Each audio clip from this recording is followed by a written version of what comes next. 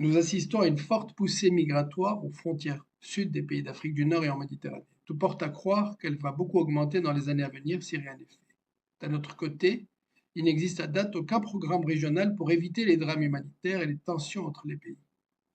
Et s'il était possible qu'il en soit autrement, et s'il était possible de sauver des milliers et des milliers de vies humaines, tout en transformant les défis en opportunités pour tous. Cette vidéo va rapidement montrer en 10 points la solution. Tout cela est détaillé dans le livre Les Lettres du Sahara, mais ici vous aurez droit à une version courte.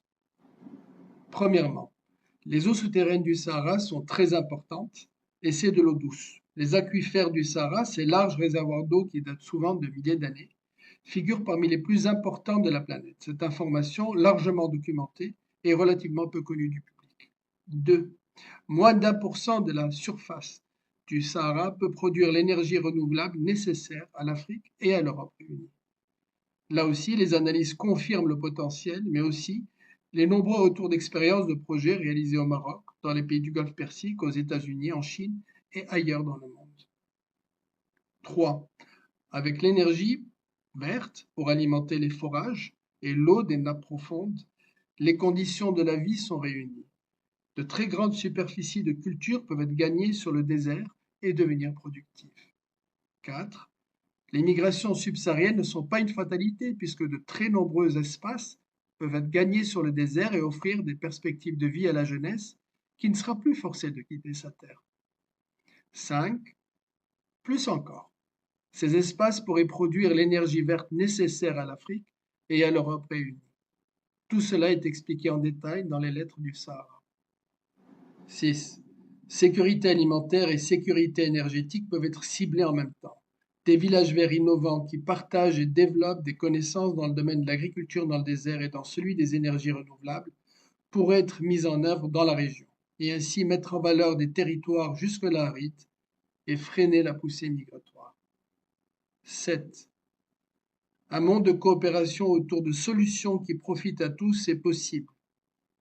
Défendre la liberté des peuples de la région du Sahel, c'est en premier lieu permettre à la jeunesse de la région d'avoir un avenir dans le contexte du changement climatique. 8.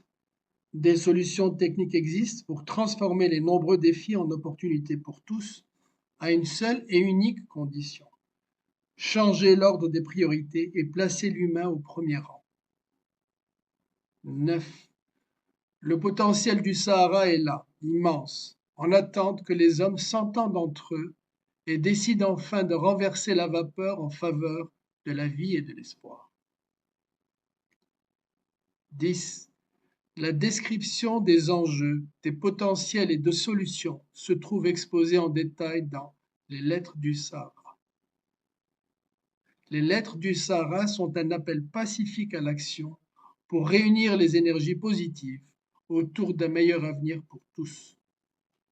Bonjour à toutes et à tous. Ces quelques images illustrent un projet à la fois concret et ambitieux, capable de fournir un véritable espoir à la jeunesse du monde entier, pas uniquement à la jeunesse africaine, mais bien plus encore.